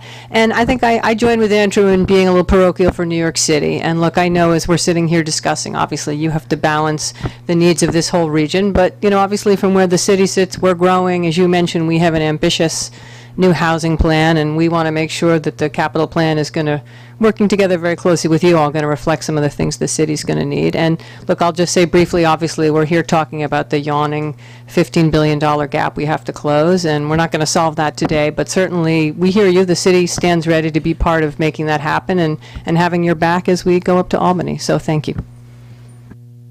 Thank you. Ira? Yes, I certainly agree with you, Tom, as you know. I support the capital program wholeheartedly. I just think, you know, I must be getting older because I'm thinking we left out a little history. Since 1981, when we started capital programs, you know, and since before that, but that's when there was an effort in this region to address the deficit, the infrastructure deficit and the funding deficit. We're still suffering from that. And as we move forward, we fall, I don't know, I hope we're not falling behind. I hope we're catching up. I was told it would take decades for us to catch up. But as technology improves, we have to keep pace with that. We're still trying to bring our system to a state of good repair. I think all these arguments have to be made that we've been spending decades trying to do this with the funding, catching up. The amount of money we're getting is not just to improve the system, but it's to catch up on decades, if not maybe a century, of disinvestment in our transportation infrastructure. And it may take decades to come back, but that argument has to be made that this is, as people point out, insufficient, because as the region expands, as people pointed out here, we've fallen behind, whether it's Staten Island, whether it's west of Hudson. There are needs that are coming up, and we don't have the funding for it. Second Avenue Subway is a project that was promised, I don't know, 1936. I was going to say 1920s, but okay, we'll say 1936. But you know, to this agency's compliment, to commitment of the region, a project that some people said wouldn't happen until the Cubs won the World Series is now being built. Now you're getting personal. But I think we all do have to be on the same track, and we all have to say not only do we need this, we do need more. Maybe, I want to say we're settled for this, but maybe this is what we get for the next 5 years, but a 20-year needs assessment, a real assessment of what the agency needs in the long term needs to be put forward, and I hope the Commission will do that. To be more parochial about the Long Island Railroad, I'm happy to see there are certain things in here. One, something that addresses the problems on the Huntington branch, which Mr. Merdla mentions at every Long Island Railroad meeting, the yard. There's a shop, a diesel shop, which addresses some of the awful conditions at the present diesel shop and hopefully will improve diesel service. There is something you mentioned, Chairman, about express service on the transit system, which I think is great, and it's great you want to maintain that. And people talk about promises made. There's a region of Queens, southeastern Queens in particular, which is several neighborhoods, that was promised subway service back when I was a child. Before I could vote, they were promised increased subway service, express subway service. Right now, the Long Island Railroad runs through their community. It has 3 stops. I don't think the way service is structured or the fare structure is made that they really receive the service they deserve. This really wouldn't be much capital investment. I mean, the capital investment is East Side access, but I do think there's opportunities here for southeastern Queens, just like this project for the Bronx. Southeastern Queens should be served better by the Long Island Railroad. I congratulate you for adding the Elmhurst, for looking at that for Queens. I appreciate that. In conclusion, I do think we do have to make the case to the legislature, and I think part of that is to say, look at our system. We were criticized by the legislature often, by different legislators, by inadequacies in our system, and we don't disagree with that, but we need the money to move forward, to move the region forward. Thank you. Mr. Brown. Yeah, I started going over the math here. You said it's $1 trillion asset. I certainly didn't calculate that myself, but I trust that's $1 trillion asset. Basically putting in 3% over 5 years in $1 trillion asset. And in raw terms, I don't find that to be a huge balance, given the needs of the system. But in the end of the day, funded here, funded there, what this system does is this system mines density in New York. density is to New York like oil is to Houston. And of all the areas, every particular stop can claim their own, I guess the key word today was parochial, I would say particular interest. However, really, as far as I can see, as a somewhat sentient observer of the situation, really only the city has made increasing population density around these stations a critical priority. And while I'm assuming somebody's going to be, you know, as an Albany watcher, I'm assuming some idiot in Albany is going to veto this in the CPRB, and there may be some things to throw away in this plan. However, the basics of the plan are not. This is not economically onerous on the region. If there's a $1 trillion asset, you also have to ask yourself, what is the value added from that $1 trillion asset? And the real estate people here in New York know the value added to this system.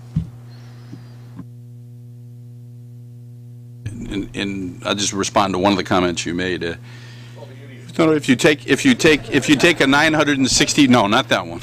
If you take a $965 billion asset and you assume an average life expectancy, useful life of a category to be 40 years, the number comes out from a state of good repair standpoint. This is a data point, not the fully informative data point, at about $8 billion a year. So a program would be around $40 billion, exclusive expansion and enhancement.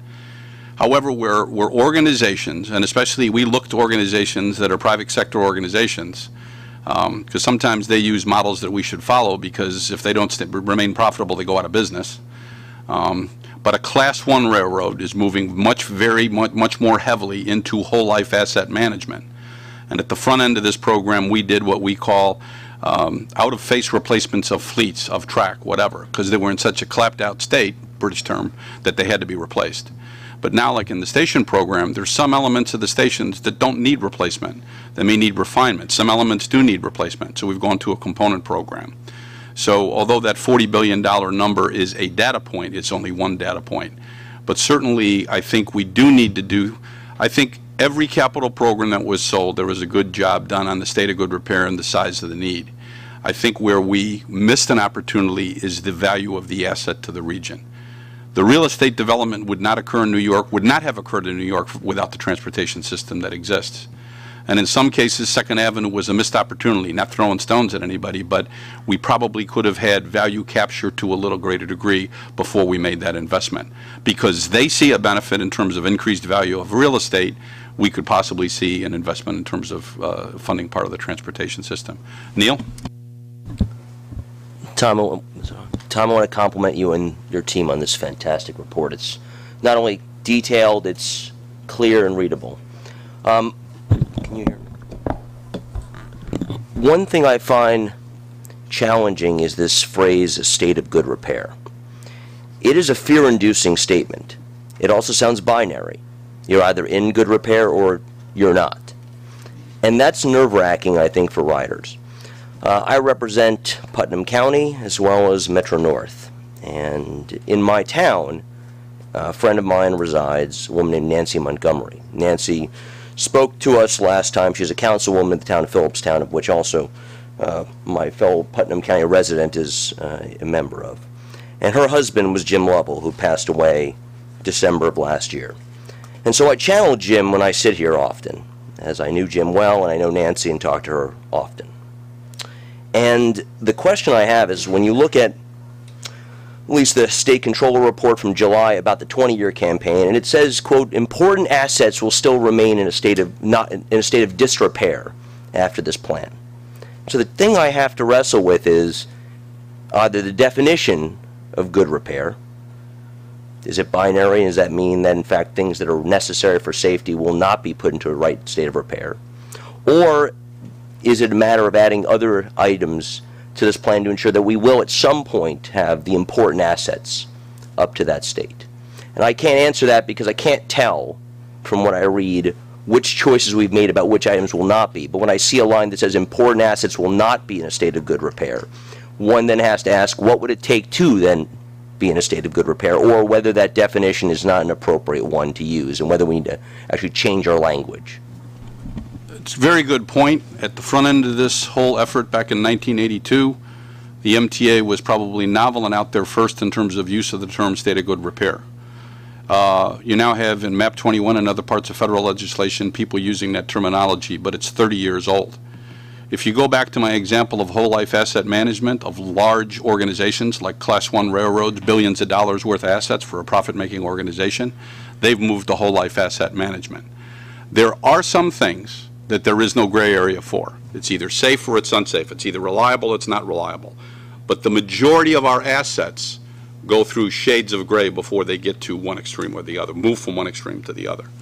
And so we're trying to quickly move forward with a whole life asset management program that we can use better terminology to state at what point is it. It's still a good term to use because if you're starting to fall behind, it gives you an indicator you've got to accelerate, okay?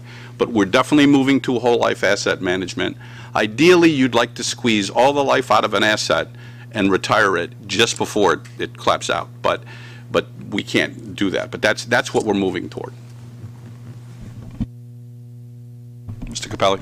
Yeah, I'm just curious as to why we picked the number 31.5 billion dollars, particularly since this Transportation Reinvention Commission, or whatever it's called, if the report is going to mean anything, and if all of these experts are going to be saying what we all know day in and day out being here needs to happen, is that the state needs to come up with additional ways to fund the capital program in the state. That they need to come up with a more reliable and a greater source of funding in order to meet our needs.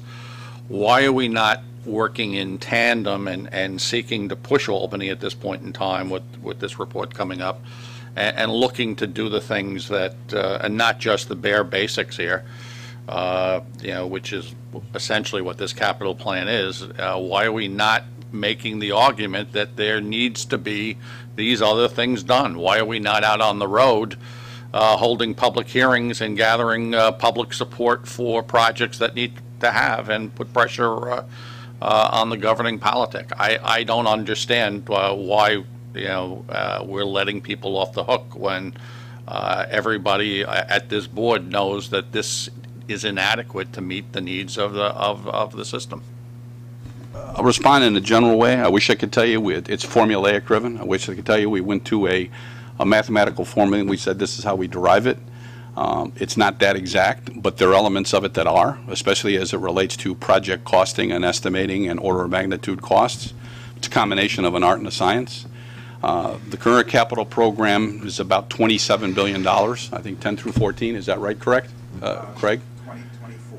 24, but we've added on top of it Sandy, additional billions of dollars.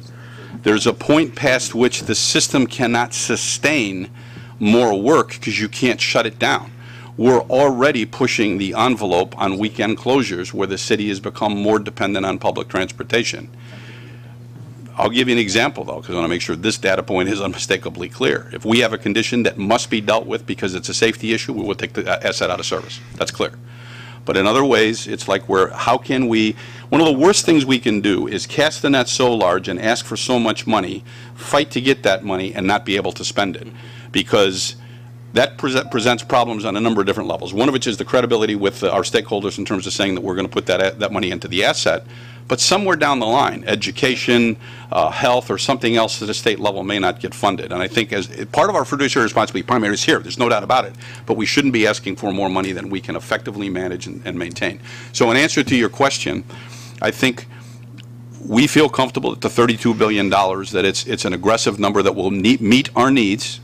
We'll be able to manage it effectively and efficiently, although we need to improve upon that. But look at the dialogue, because the next capital program may be a higher number than that. Mr. Merdler. Mr. Chairman, let me add a footnote that Commissioner Capelli has focused my attention to. This is an election year. Members of the state legislature of New York, the governors of the state of Connecticut, and other elected public officials are all candidates for office. It seems to me that some responsible media or some responsible organization ought to ask each and every one of those candidates for public office today, where do you stand on the future of this region? Where do you stand on the capital program? So that the electorate may know who is myopic and who has a future. It seems to me that the media have a responsibility and the good government organizations have a responsibility of putting them on the spot right now. Fortunately, that does not seem to be necessary insofar as the city is concerned because of the commitments that have come via Ms. Trottenberg, Commissioner Trottenberg, and certainly it's not a problem insofar as the distinguished governor of New York is concerned. But it seems to me that every member of the legislature and the people in Connecticut need to know, before they vote, where their candidates stand, and I would urge they do so. Any further comments, questions? I think we've had an exhaustive discussion. I will add one point, and it kind of picks up where Mr. Merdler is. Our responsibility as board members are to make sure that we fulfill our fiduciary responsibility. You all signed a document when you got confirmed you were up in Albany if you went through the same process that many of us have done. And we've had former chairmen come here and tell us that. And the fiduciary responsibility is not just in terms of fares and cost of service in the operating budget, it's the size of the ask in terms of the capital budget. So we need to take that into consideration. It's the start of a process, but going back to Mr. Merdler's point, our customers are the constituents of our elected officials. The sell has to be at that level. The day after Sandy is the only time in my entire career I got hundreds of phone calls and emails saying, please come back, we miss you terribly, and you really aren't that bad. If you know factors of 10 and orders of magnitude in the rest of my career, it's probably 10 to the 4th or 5th that I've received calls like your service isn't that good. But it has to start at that level because elected people represent their constituents. Those same constituents are our customers, and we have to sell them on the importance of this system. And that goes back to my theme. My central theme is I don't think we've ever consciously undersold the value of this system. We have not consciously sold the value of the system. And if you watch London and Paris and places that are putting infrastructure investment in place to maintain their presence in the world, you need not look any farther than those cities, but there's other cities that are doing the same. On the board authorization for the... So moved. Well, I have to finish. The master of the cell. The approval of the proposed MTA 2015 through 19 capital program, and for the chairman and chief executive officer to submit the capital program review board portion of the capital program to the capital program review board for their review in accordance with Public Authorities Law section 1269-B. Do I have a motion? Second. Any further conversation? Questions. So this will get approved, this will go to Albany. Albany says, well, we give you this much, or maybe this should be included in it. Does it come back here at all, or? What happened last time, I don't know the formal word, whether it was disapproved or not approved without prejudice, but it was sent back here, and we actually went through a two-step process. If you remember, we had the first 2 years of the program funded, and we came back and had a discussion on the second. That may follow pattern. We need to keep the program going, so if that's the way it happens, fine. But it would come back to the board. We're not going to make any revisions. You are the authoritative body that approves or disapproves the board at an MTA level, so it would come back. All in favor? Aye. Opposed? One. I would now like to go into executive session pursuant to Section 105(1)(e) of the New York State Public Officers Law for matters relating to collective negotiations. May I have a motion? Second. All in favor? Aye. Hey, Tom, terrific presentation. Thank you. I think you really did a great Ladies and gentlemen, MTA Chairman and CEO Thomas F. Prendergast. We have a couple of new reporters here. For those of you who aren't used to it, please, if you're in the front row, hit the red button on your mic before answering a question. If you're in the back row, use the handheld so that the people watching on the live stream can... And we won't refer to them as the nameplates in front of them, like Mr. Irick and Mr. Ferrer. And, okay, yes, I'm sorry. Go ahead.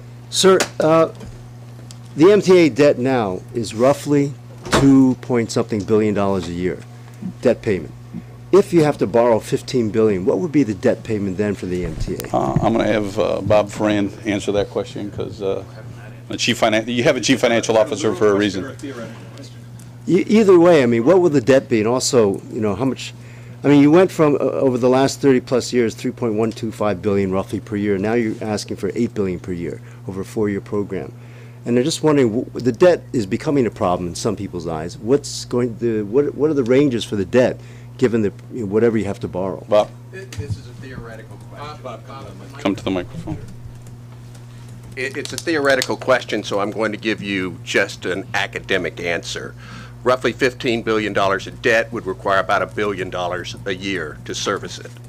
Again, what we've talked about is funding the capital program, filling the gap with a combination of additional revenues, additional sales of assets, things like that. So again, this is a theoretical question that we would solve the problem with $15 billion of debt. An actual question, what is the debt now per year? The debt service now is about $2.4 billion per year. Per year. For how much debt? We have $34 billion worth of debt outstanding. Out of the total budget of? Our budget this year is a little over $14 billion. Quick follow-up on the debt service to total revenue, though. I think last year it was 16% debt service to total revenue. How high could that go? Should it go before it starts impeding the operations and operating expenditures? The real question is, how are you supporting the debt service? To the extent that we get new revenues to support debt service, that really is not affecting us that much. The question you're really asking is, if we had to support everything with fares, that would be a different matter. But right now, we're probably going to be averaging around 17% of our total revenue, total operating expenses. And these are issues that every municipality across the country are struggling with. If you're in the northeast part of the country, where the age of your infrastructure is much larger and it's much higher and it's a larger amount than it is in the southwest, for example, they're very similar to us, but these are issues that all forms of government are dealing with. Another question. Tom, did the board approve the railroad contract today? All the collective bargaining agreements were approved in the executive session. Can you tell me just kind of, general thoughts on finally having that behind you now officially, and how you move on now with labor relations, particularly with Long Island Railroad? We have a few more collective bargaining agreements to complete, and then we'll have a period of time between now and when. Not all of them expire at the same time, but order of magnitude 2.5 years. And so that's behind you. And you can focus on issues related to delivery improvement in the continued delivery of service and focused on getting the capital program sold. So it takes a large part of time spent by a lot of people off the table. Yes?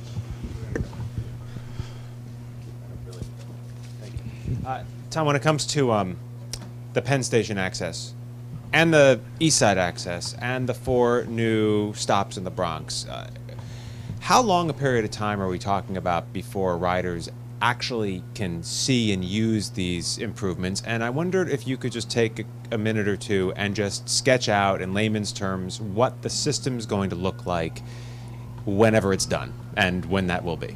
Those elements of the system are done, you mean? Right. So when you have... First of all, the one point in your mind is we cannot really run Metro North trains into Penn Station until East Side access is delivered and operating in 24 trains.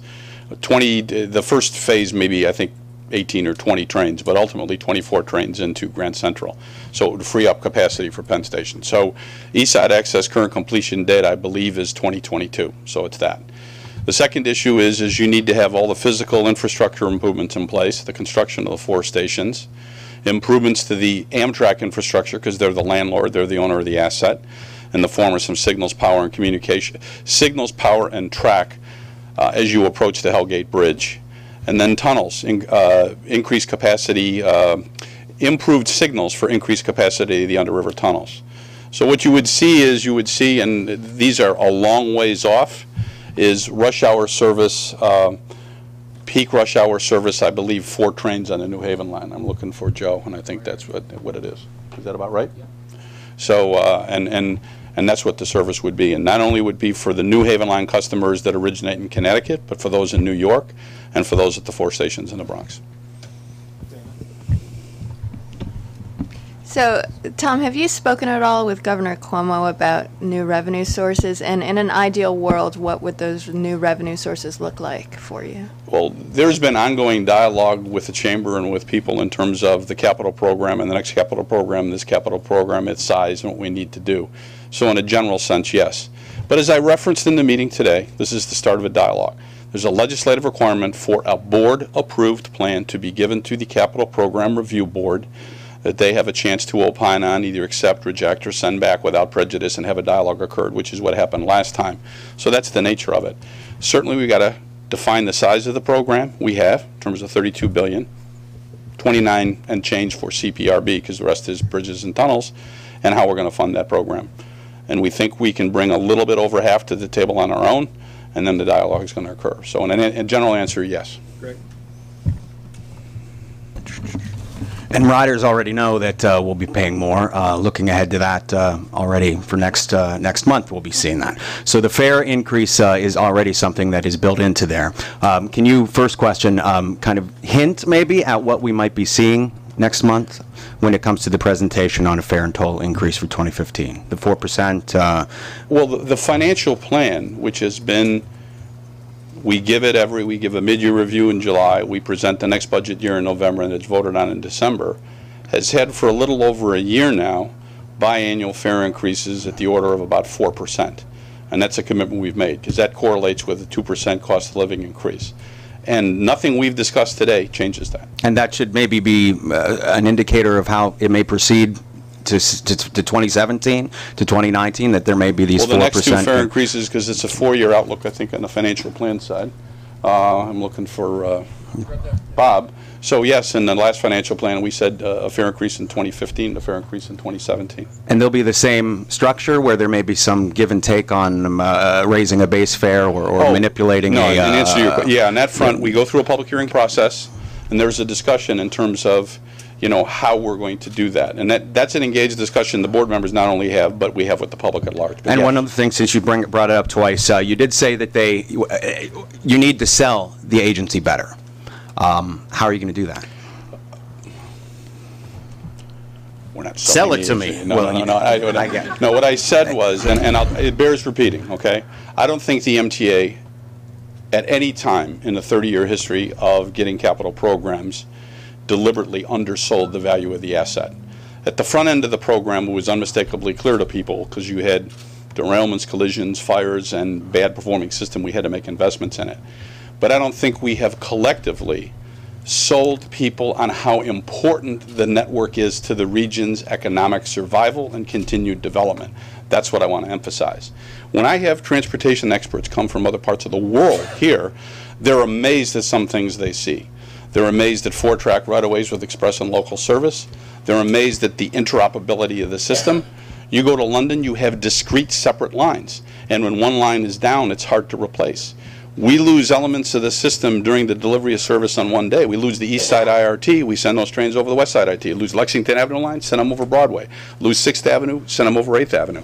And so we have utility, we have functionality, we have redundancy that no other system has. We also have a catchment area. In other words, the geographical distance people are willing to commute because of the level of service we have, express and local, that is second to none in the world. So sometimes when you're asking somebody about why you need $1 to invest in maintaining that asset, we've got to say how important that asset is, because I don't think they knowingly and consciously take us for granted. It's because the lack of our selling it, they're taking us for granted.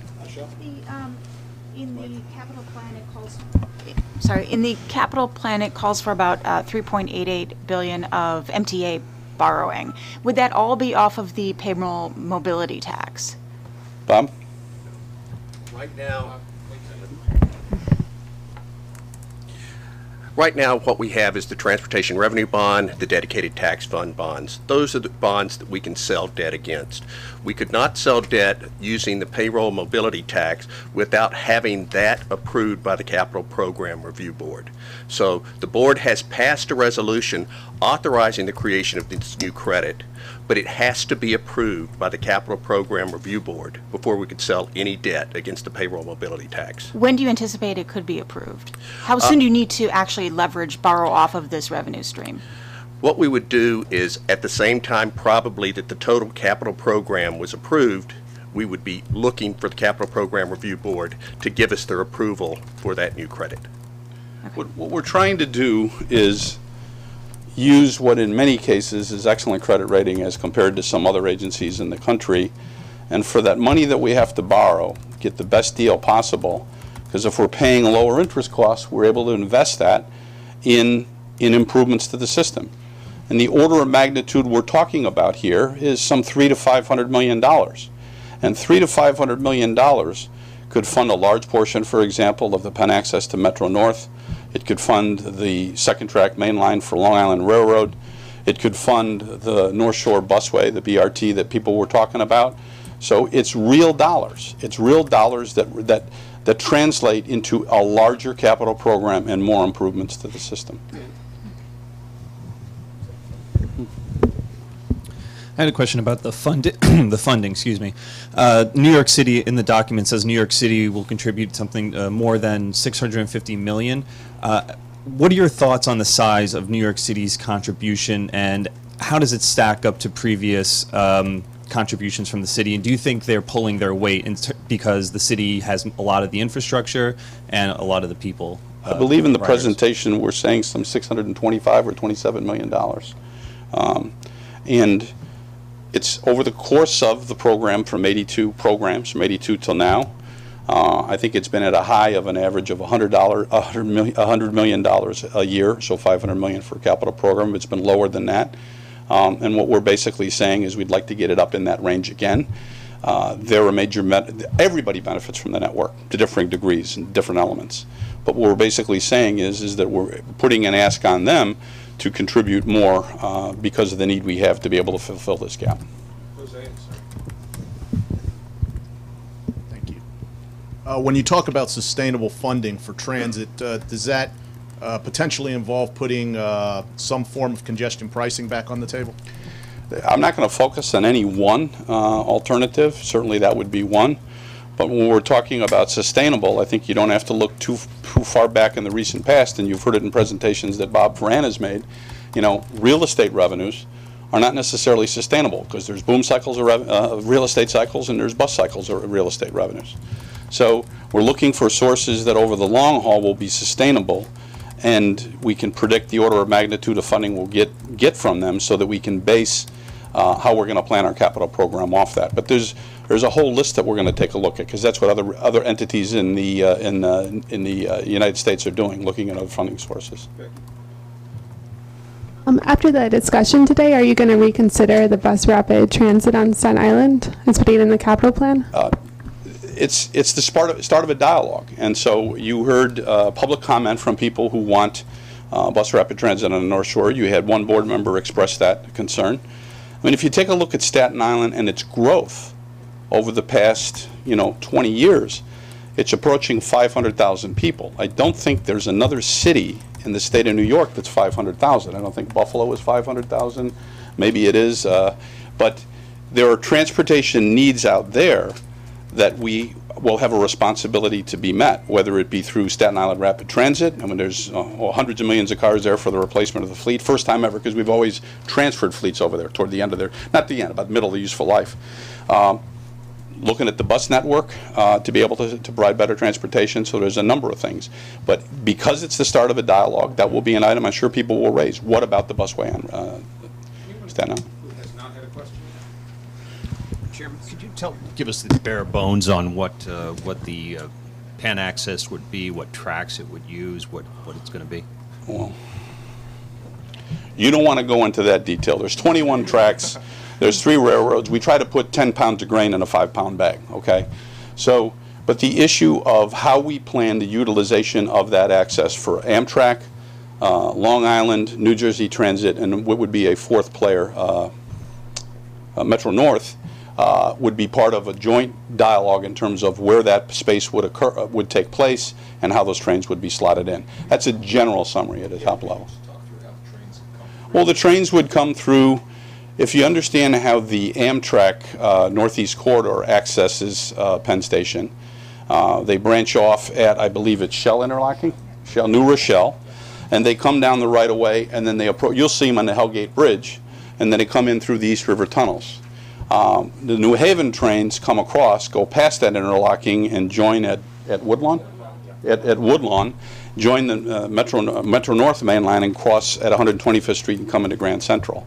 So what the New Haven line trains that would have Penn Station access would follow the same route that the Amtrak trains follow, basically, and be slotted in and then find platform space at Penn Station. And this is all. And there would be 4 stations in the Bronx that would be new stations that not only would serve a market for people going from those stations to Manhattan, but people from Manhattan commuting to employment centers that are growing in that part of the Bronx. And this is dependent, may I just, this is dependent on East Side access yes. being done. Yes.